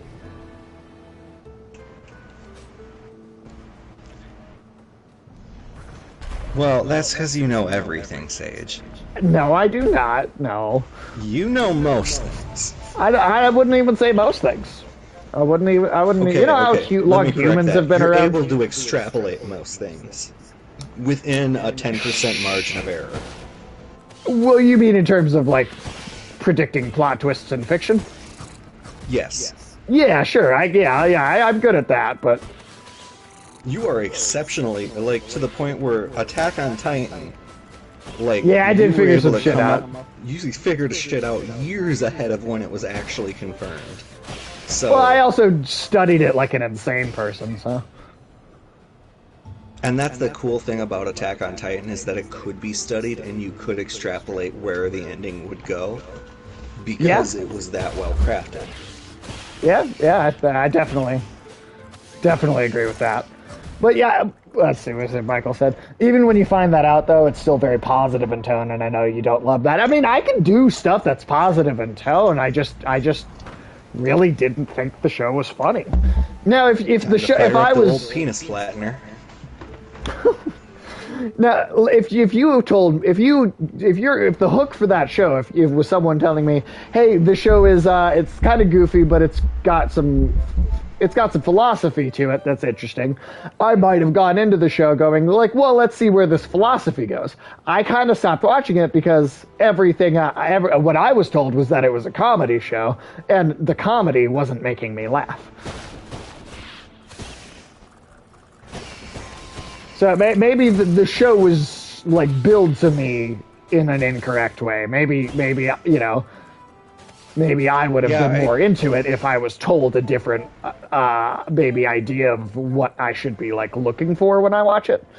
I don't know, and maybe not. Maybe I still would have felt the same way. I can't tell you, but I just didn't think it was funny. Yeah, I guess I never really thought about it before now, but I definitely would say the philosophy is what got me way more than the comedy actually did. Because to me, it was a show that was like philosophical drama with really funny parts to it. See, and I mean, I didn't really find any of those really funny parts at all. So Like the kind of fucking how the universe or time is a Baramy Laramie. And fucking it's like, why? And it's like, oh, because the directional flow of time spells out in cursive Baramy Laramie, and no one knows why. see, I don't find that funny. I just think, like, because Doctor Who says time is all wibbly wobbly, timey-wimey, and a lot of shows have some shit about, like, how time is like a circle or it's a line. Time's like a flat got all these circle. laws, and then having having time actually end up meaning nothing is just fucking, I don't know. I find that hilarious because it's fucking jovial nihilism, which is not something you get because normally it's cynical. I mean, I think I'm a nihilism. jovial nihilist. I think that describes me pretty well, actually. A jovial nihilist. Yeah. So when you say it that kinda way, pair that with makes you it well. seem like it almost would be a perfect show for me. But again, Or like how they have the guy living the perfect life, like the one that would have you like live objectively the best life and have the best influence on others and have like no selfishness, and the dude is absolutely fucking miserable. And I don't know, I thought that was just fucking hilarious because you're always taught it's subversion, I suppose, is where I draw humor from. subversion. But I know there's some characters you wouldn't like Adam. But Adam Scott plays like the best demon. And I love Adam Scott. I think Adam Scott's hilarious. Yeah, he does play a terrific demon. He's like the fucking bad boy demon. I think I want to say I actually did see his first appearance. I think that might have been the last episode I saw was the first time he showed up. Now I do like Adam Scott. Sell us on it because this game. I don't know. We can talk right now about it has as little much tiny as spiders, and I just noticed the egg sacs are pulsating. Oh yeah, That those is are some so pulsating sex. unsettled. Okay, the animation for this game is just stupid good in some parts because it utilizes, I don't know, like Can I not again, being able to make a character without a face sigh. I mean, that's just good animation. Alright, I cannot get up here this way. You're a bird, you can't fly. Buddy, come here. Come here. Come here. Come here. Come here. Yeah, hi. Hello. Hello. Yeah.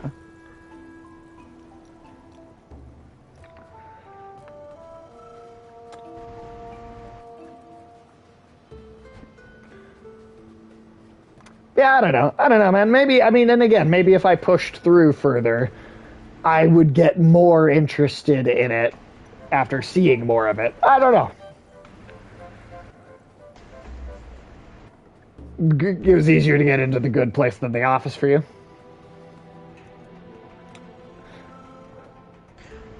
Yeah, I suppose that's kind of true for me because I found The Office, like some episodes were just straight up grating. And I don't think I just, like with The Good Place, I only had episodes That's I was true. less engaged with, or that, like, where the jokes fell flat, where it was intended to be a comedy-heavy one. Sure. But, like, some episodes of The Office were just straight up painful to watch.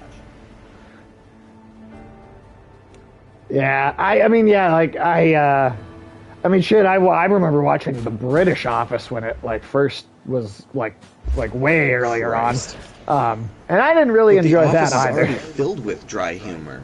What's British fucking Office? Well, Like, that is also the first dehydrated one. humor? Dehydrated humor. I mean, it's also the first one, too, I mean. It's the equivalent of comedic absinthe. I like Absinthe, actually. Of course you would.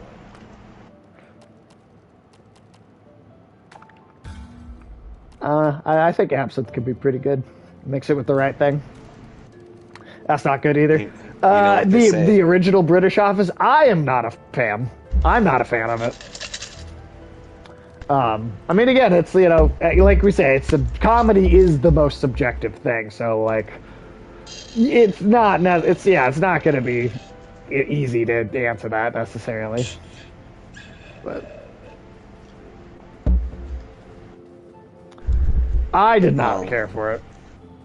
You must be really kind of, like, just an expert at love, because absinthe makes the heart grow fonder. Well, you know what, Ricky Gervais, I've always found, like, just him funnier than the stuff that he makes. If that makes sense. Like, I tend to find just, like, him being himself in, like, an interview more entertaining than I find his movies or shows. Tim, why do you say these things? Michael, see, it was because I was never given love as a child. See, after the death of my father, my mother was quite absent, and my older brother was quite abusive. So I was left alone in my room, like a little orphan child. And so I draw humor from puns because they're so terrible. The influx of attention gives me a certain sense of satisfaction, fulfilling that unfillable hole that I had as a child. All right, And I'm going to let the chat decide how much of that is actually true and how much of it is from an episode of a TV show. Keep him guessing, Tim. Keep him guessing. Because I will tell you my whole backstory, but I will weave in bullshit like Chronicles of Narnia. All right, I'm trying It'll be up to you to decide whether I was raised in a Lutheran household or if I was raised by a lion. Michael really does not like puns. I didn't like that you did another pun, though. Maybe your parents deserved it. Hey, only the one, but the other one's pretty close. You never know. My God. What is Okay. it? The thing about symmetry. It's grace through symmetry in all things. God damn it, Tim, it's been a week and I don't remember what direction to go to get to... Oh, wait, maybe I'm finding it. The Stranded Sailor. Okay. Okay, I think I finally figured out where to go. I'm proud of you. I knew you could do it. I got a little lost in the cemetery for a moment there.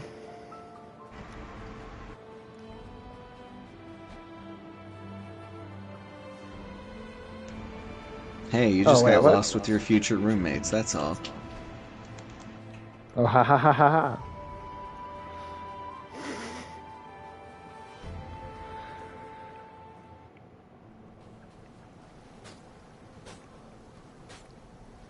Oh, so here's an interesting thing. This is something that did not happen in the Doctor Strange movie, but was apparently could have or almost did. So I feel like I can talk about it because it's not actually spoiling anything. But apparently Michael Fassbender as Magneto was also like heavily on the table at one point.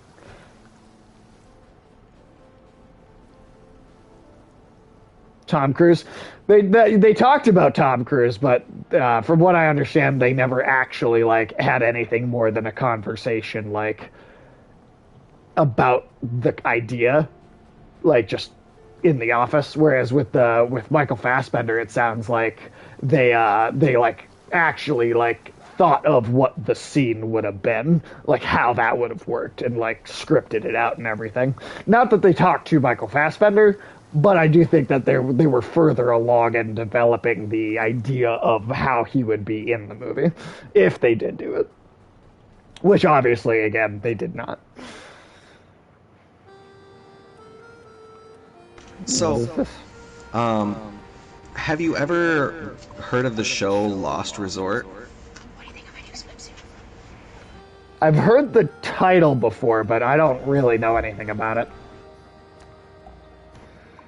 So, one of my YouTubers I watch, called Yes, Where in Deadpool, Hell, though. Great channel. did a video on it, and I just want to make sure that our viewers know that there is a reality show based around providing mental health care to people in a natural setting, but they do things like Dave has anger management issues when he actually just wants revenge for the person who murdered his younger brother, his babysitter. So like and that's just one of the stories. There's 12 people on the show. One of the person was just abused by their parent sexually for like 10 straight years, and so she's really angry about it. And there was a story that they wouldn't even say. They like had to be like, our lawyers advised us not to share this story. Okay. So there's like some fucked up shit. Somebody was like, It sounds like it. yeah, and like the actual psychologists on the show don't have actual psychology degrees. They're like Dr. Phil psychology. Is this a Except Netflix with- thing?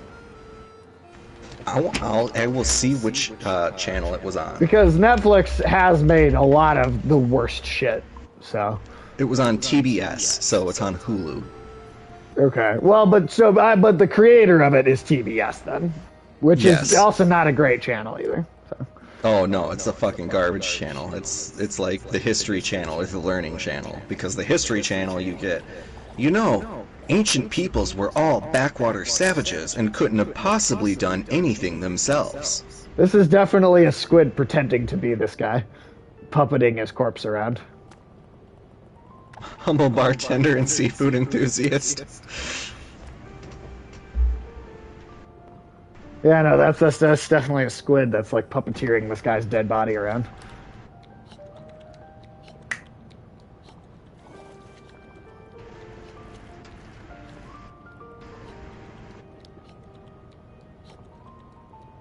How would the bird eat soup like that? I don't. Better be careful.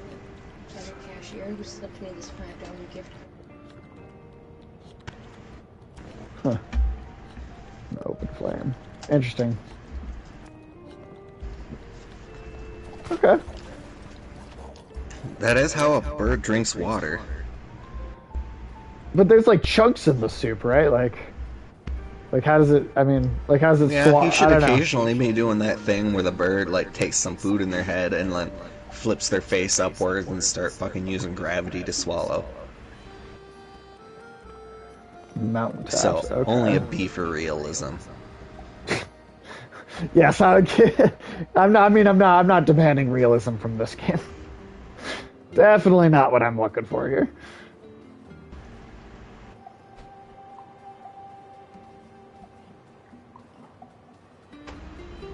Oh, I finished Metroid Dread.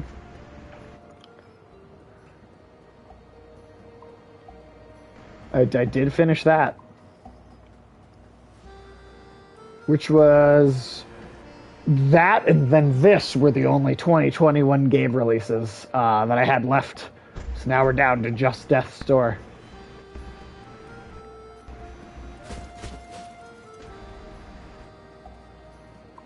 Oh, I suppose I kind of forgot to continue. That Lost Resort show. If anybody wants ridiculous fucking the commercialization of people's mental health problems, like that is that show in a nutshell. It's like late stage capitalism where it's like, are you willing to subject yourself to intense emotional exposure for all of your darkest traumas for money? Depends on how much money. Yeah. And they're just like, this is a really spiritual retreat. And they got a sexual therapist in there who was really just somebody who was good at teaching sensual massage. Sexual harassment panda. Fuck. Forgot about him. I wonder if there's a reason for that. No. But seriously, they brought somebody who was a sexual massage person to be like one of their teachers, and around half of the people were there due to some sort of sexual assault. Like they were survivors of sexual assault. Oh, okay. And so they exposed people with intense sexual assault trauma to somebody who was like, all right, time for you to get sexual. And that was just one of the therapists. Oh, and she also tried to fuck one of the patients. He ended up going home That's early. not surprising. He didn't say why.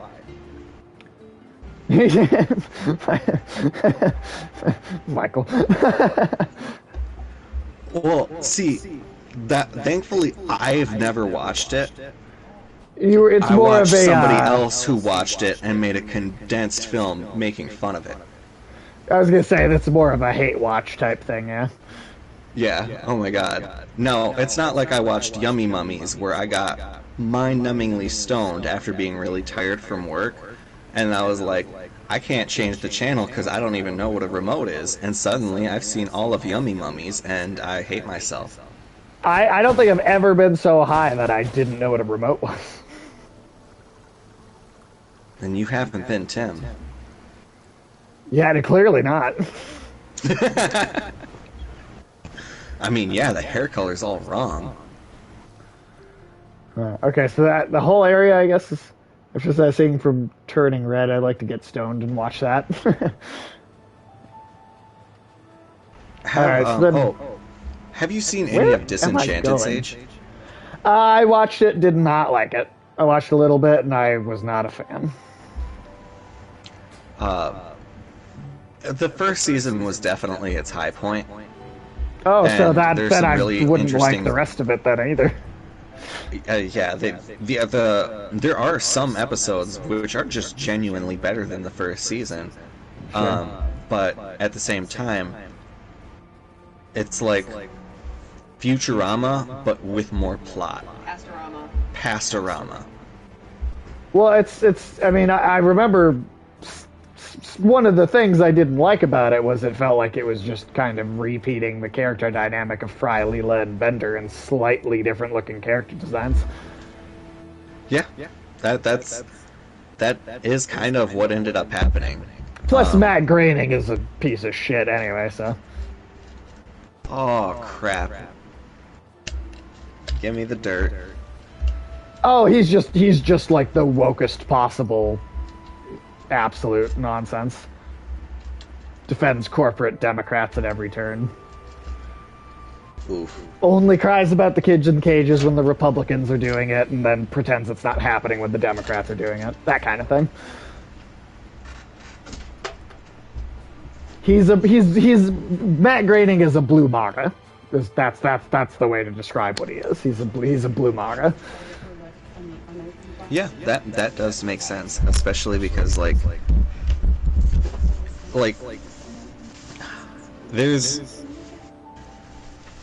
there's being for good causes, and then there's being for bad things there's being under the guise of performative good causes. Well, it's exactly. There's no actual morality to it, anything that he says. It's just that he wants to prove how good a person he is by being. I mean, that's what now I would say the definition of people he's being got woke. input in Simpsons anymore. Yeah. I don't He's got think so many worked other on that projects shit in happening. forever. I feel like he occasionally gives notes on an episode. All right, goddamn. All right, now that we found a new area, and now I'm. Or they're like, oh shit, the voice actress for Edna Krabappel died. What do we do? And they're like, yeah, just kill the character. And they're like, genius idea, Matt.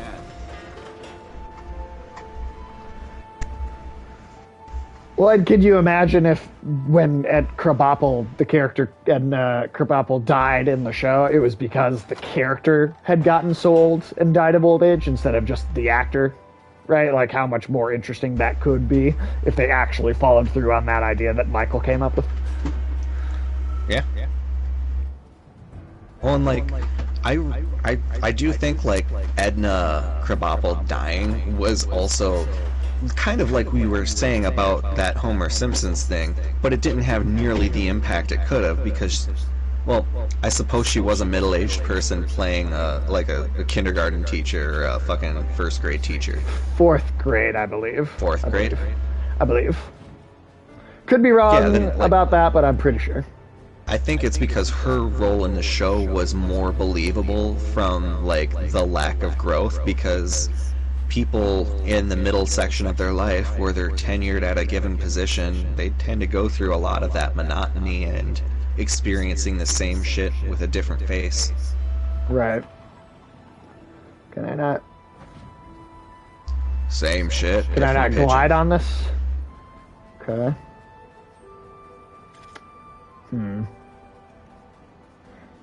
Can I fireball this thing? Okay. Yes. Have you ever played Jazz Punk? Yeah. Jazz Punk is fucking hilarious. Holy crap. Okay, Have that you? is yes. Christ, Like, that's been for one the of my first favorite time? games. For the first No, time I recently? played it or- a couple years ago, but That's a weird one. For some reason, I never talked to you about That's it. a game that you should get high for. Oh, absolutely. That is the Does he have any weirdest input in gondola. Sims? Oh, yeah. That is a weird gondola. It is a weird gondola. Yeah, but no, I guess you already answered Michael's question. But yeah, I am confident that Matt Groening hasn't actually touched a script for The Simpsons in a very long time.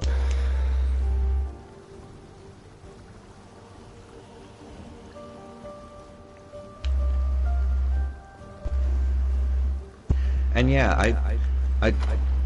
I think woke is a pretty good term for describing like that performative leftist or liberalism, where they'll make an episode about a hot button topic of the day, but it's not like They they're don't going care to about continue it. talking about that topic even when it's not popular, Or it's a topic that even doesn't when it's need to an be talked unpopular about. opinion.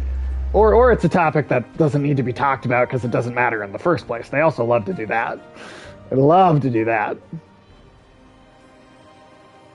Well, and it's like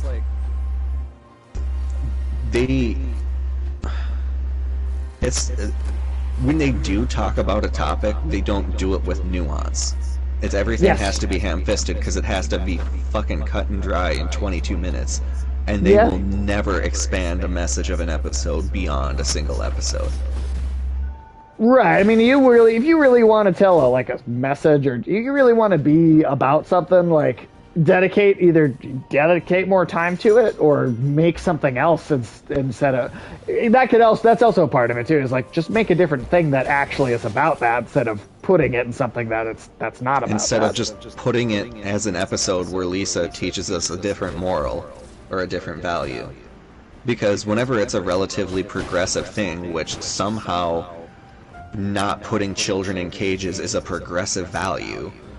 No, actually, putting children in cages is a conservative and a progressive value, because Barack Obama and Joe Biden built those cages. Trump may have made the situation worse, but they built those cages. That would be conflating progressives with liberals.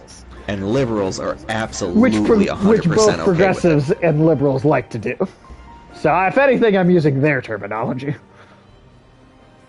It's fucking depressing. There's no way to be a relatively, leftist is the best term, and even then, you get, fucking liberals and stuff that are like, yeah, I'm on the left, therefore, I am a leftist. I just consider myself politically homeless. And there's no group or large group that I care to associate myself with. Period.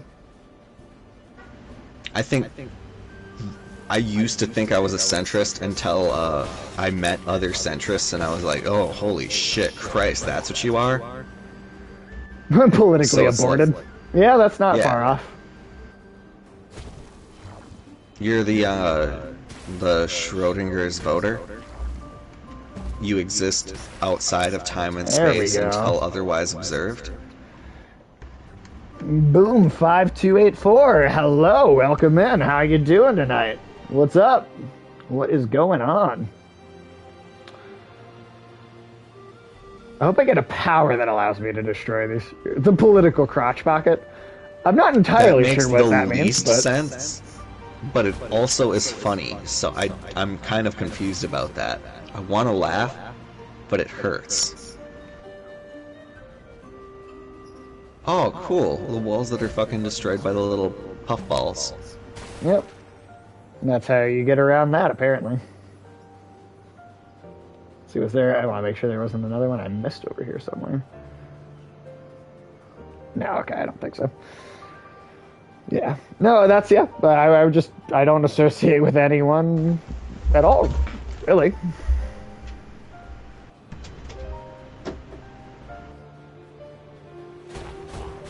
Tiger Woods or James Woods, one of the two.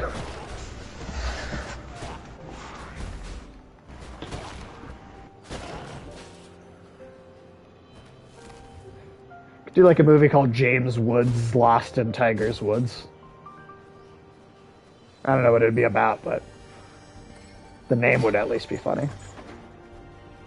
It's about a man named James who goes into the wood where he fights the tigers.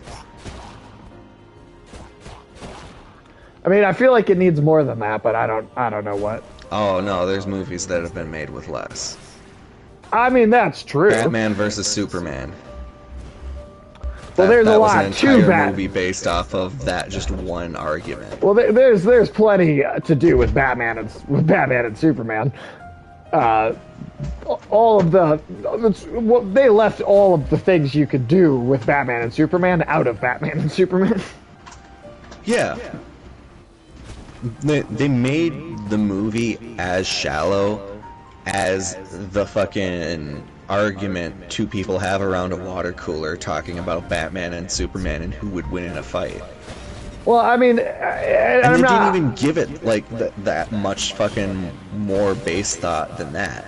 Like, well, because they fight as much as I was just saying they only fight as much as the Avengers fight the first time that the Avengers fight.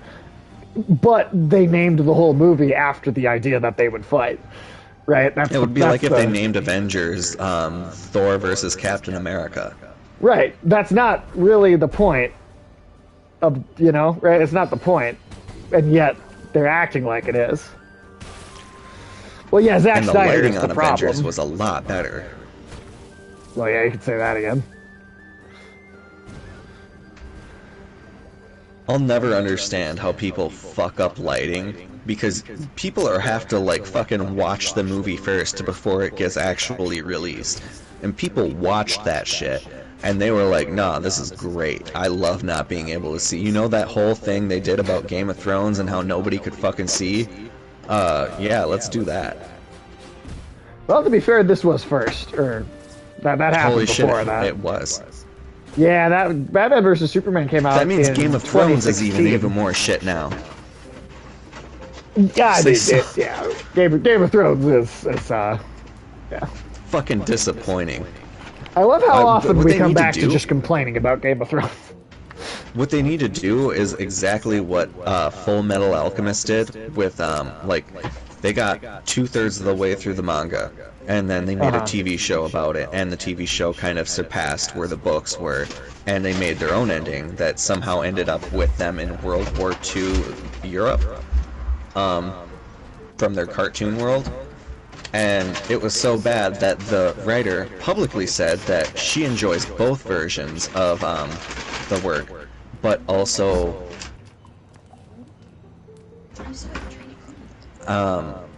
but shit, what was I saying? Oh, she was like, but we're also gonna make one that actually follows the plot of the manga. Right. And so, who knows, maybe we'll get a remake of Game of Thrones that actually follows the books, but in a more But would you sensible care? way. But at that point, yeah, I might kind of... That's the thing, is Like, would you care? The remake only worked Full Metal Alchemist because I saw the remake first. Because everyone told me don't even bother with the original. And I feel like that would be the only audience. Would be the people who are just like, anything's better than the shit we got. Yeah. Also, Michael is right. That is Zack Snyder's fault. That movie ended up being the way it was. That is Yeah, very Zack much- Snyder needs to just be made like someone who fucking, I don't know. He's a great cinematographer. He's a really good cinematographer. But if he was a Stick to great that. cinematographer, why did he fuck up so many of the shots in that movie? To the Vis- point where The lighting it and was- the cinematography is different. Those are two different jobs. So I feel like those would be really inextricably intertwined, though, right? They're connected, absolutely, but the lighting in that movie was great for a Batman movie and garbage for a Superman or a Wonder Woman movie. That is absolutely good lighting for a Batman film. Yeah, because Batman takes place at night. Right. But that's what I'm saying is that that is not just like inherently bad lighting because it's inherently bad lighting. It's bad lighting for specific things. Zack Snyder only gave a shit about making a Superman or about making a Batman film, so he only put effort into making cinematography for a Batman film. That's one of the reasons the movie isn't good, is because Zack Snyder doesn't seem to give a shit about Superman. Yeah, that makes sense. All right, am I just going in? Oh wait, can I go that way up there? Oh no, I did go that way already. So wait, where is this thing? Just a little heads up that I do have to head out at 8:15 to get some yard work done before it actually gets dark. But feel That free is to fine. keep going as long as you would like. I think I'll probably stop right around then anyway. I don't think. Yeah, I think that'll probably be a good stopping point regardless. Whenever anybody trying to says figure out how regards, to- I can't help but think of the spam email I got that said, with regards, regars. Like, they were so fucking lazy they couldn't even come up with a name. They looked at the last word on the page and they were like, regards, let's take the D off. Oh god damn it! There was totally a way to get down here the whole time.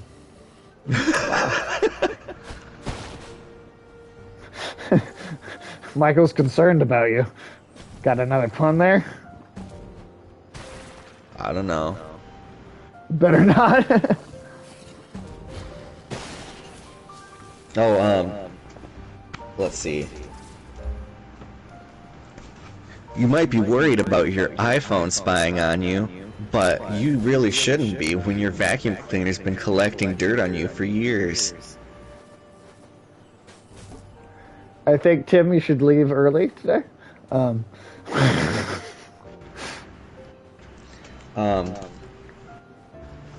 The brightest electrician really knows what's what. I'm shocked you're laughing. You got to laugh in there at all, Michael. You made a fucking joke, right? You made a pun. Ha! Except yours was actually better. What, me? No, I didn't make one. Yeah, you did. You said you were shocked at my bad electrician joke. No, I said I was shocked that Michael was laughing. Oh. Oh, he was laughing that I said Tim that he needed to leave. Yeah, well, there you go. Let me just dig through some of my the most secure job is a garbage man because business is always picking up. Oh my God, that was horrible. That was bad, Tim. That was really bad. Archaeologists are really packed to the brim with groundbreaking technology. Jesus, man. That's rough. That's a rough one.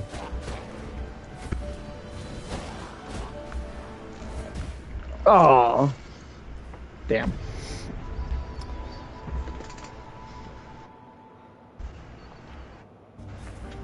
Oh. A golf ball is a golf ball, no matter how you putt it. That one just doesn't. I'm That's gonna garbage. actually track down the person who wrote that and shove that one down their throat. That whole little page. Like the actual paper. Yeah. Yeah. Be like, this is what you get. Oh, damn it! I got the seed though. I got the seed. That was the goal.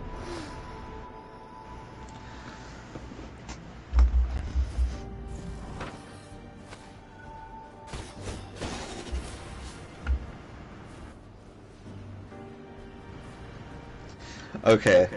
A noun and a verb were dating, but they broke up because the noun was too possessive. No, That one's actually allowed. no, it's not. Nah, that's going on. That is pretty not- bad. that is not But it's gold. not as bad as the putt one. The pub one. No, the golf one, the shitty golf one that I refuse to Oh, say the one. again. Oh, that one. Okay. The one that I just said. Yeah, that was pretty bad. Tim, you're literally losing Sage followers right now. And by that he means himself. It means that he's unfollowing.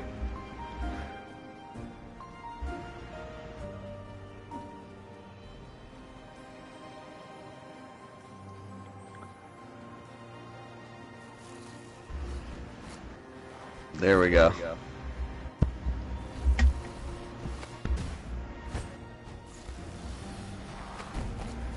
No, I But you refuse can to continue. continue. I don't I continue. avoid funerals because I'm not a that is so stupid. He avoids funerals because he's not a mourning person. Yeah, that is stupid. That is very stupid.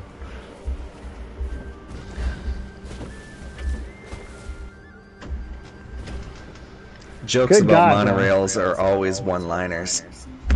Fuck no, dude. Why? Well, I agree. I think they're just for people with a one-track kind of mind, you know? God damn it, Tim.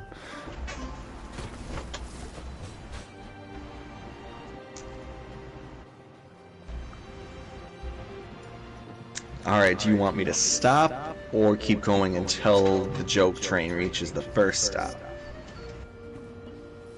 No, that doesn't even work. That literally All right. doesn't make sense. That part of the show is done. See, even the pun teller begins to wonder what the hell he's saying at some point. Yes. Yeah. Yes. Yep.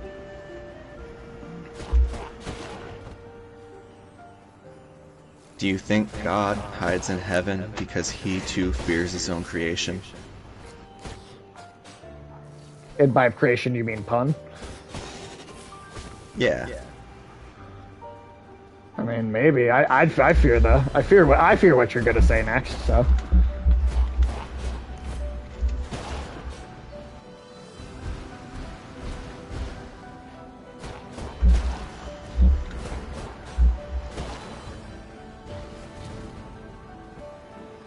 Oh, I'm sorry, I misquoted Steve Buscemi.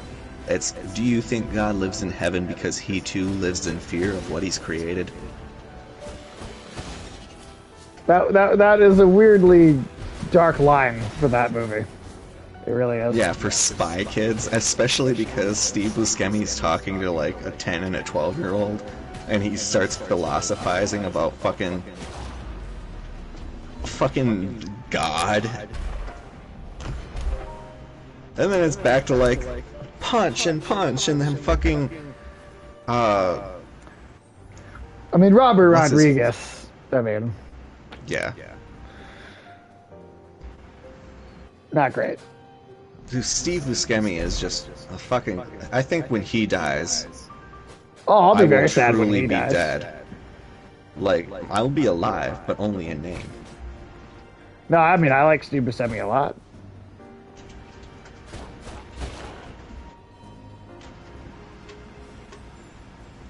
And like, of all people to deliver that line too, that's what we needed. Puns are the only proof we have of there being no God base. I'm kind of on board with that, honestly. Yeah, that seems accurate.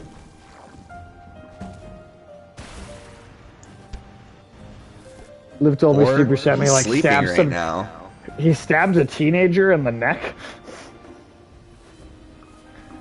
I'm gonna have to hear some more details about that, but if that's true, that's pretty crazy.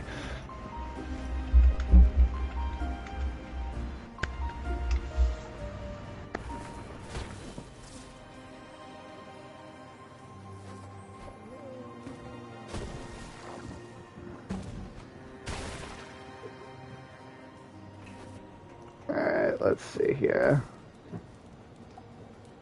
Okay, so this at least gets this way over open.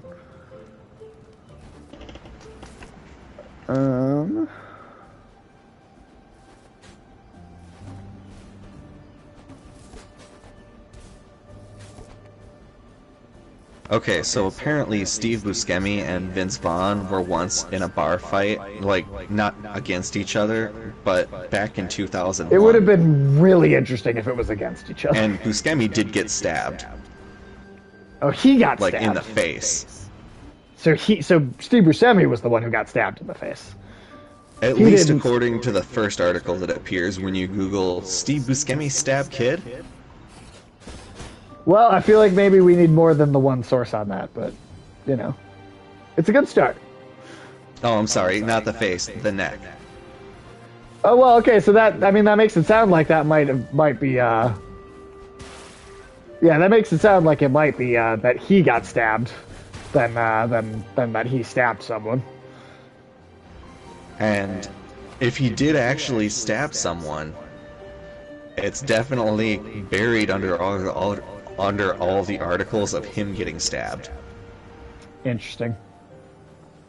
And especially in a bar fight where it's because somebody was hitting on Vince Vaughn, and then her boyfriend and his friend came over and started a fight with them, and Steve Buscemi was trying to defuse it, and so one of them pulls a knife and stabs him.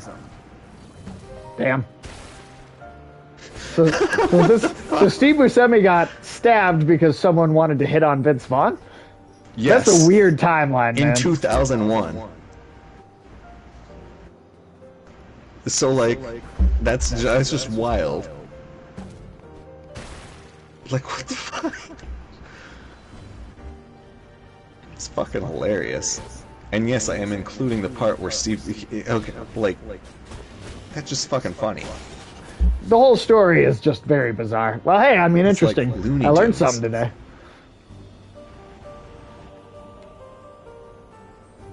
The dude who said, "How you doing, fellow high schoolers?" Seemed out of character for him, but yeah, I thought I heard Buscemi kind of started the fight with the teenager. Oh, so maybe he started the fight because they were hitting on Vince Vaughn, and he didn't like that.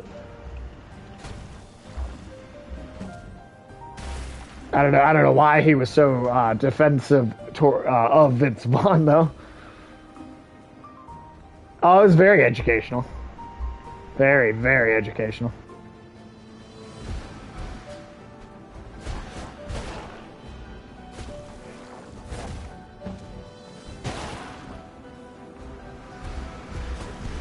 I mean, I hadn't heard it before, so, you know.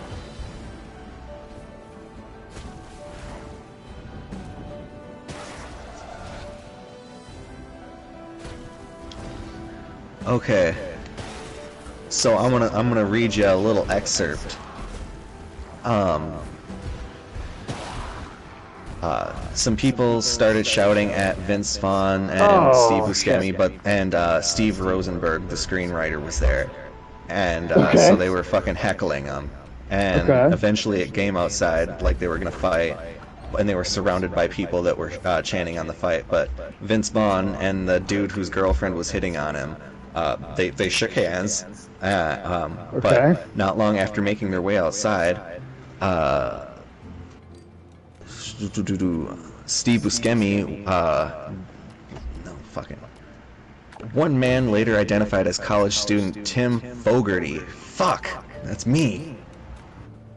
Fogarty about it. No, why? What are you doing? I was trying to, I don't know. College student Tim Fogarty allegedly shouted into the crowd, "Who wants to get cut?" Okay. And the actor tried to kick the knife out of his hands, but the 21-year-old North Carolina resident held on and began stabbing Steve Buscemi. That doesn't sound like Steve Buscemi started that fight. The way that is written. Like, yeah. The way that particular article is written makes it sound like he did not start that fight. It makes it sound like he did, like the dude pulled out his knife and that he kicked it like a fucking Bruce Willis fucking movie. But it didn't work because he's Steve Buscemi. And so the dude who just got kicked started stabbing the dude that kicked him. Which, definitely an unwarranted escalation of violence there. If somebody punches me, I'm not gonna go get a fucking knife. I mean, that's why you don't punch people, man. You never know. You don't know how it's gonna what the turn's gonna be. You really don't. Yeah. Michael likes your telling of the story. All right, well, we are gonna stop here. It's a little bit before Tim has to go, but we died, and I don't want to trek through that whole thing, because by the time I get all the way back to where I was, it'll be time to stop anyway. So I think this is going to be a good, besides the awful pun, yeah. You but don't I think like this is Tim a good stopping Fogarty point. about it? I don't think anybody liked that, Tim. In fact, I see all 523 followers just unfollowed us because of that specific remark. Your viewership did go from 8 to 5 when I started telling the puns. Yeah, Not gonna say I that's mean, correlation, or because it was at like the fucking apex of our stream, or it's because the #1 streamer for Death's Door stopped streaming and some of their streamers went here. who knows, man? Who knows? The puns The puns will drive Michael away, though. At some point, they will drive Michael away. See, I don't think Michael Claus will ever really go away. You keep calling him. I like that you keep calling him Michael Claus. Well, because it's M Claus in '93, but Right. all I can see is either Mick Claus or Michael Claus. Mick Claus. Like, what is he, Scottish? Oh yeah, like I can't do a fucking Scottish accent. Big fat man who likes red? I mean, hey, amen to that, man. Amen to that. But yeah, we're going to call it here for the night. Thanks.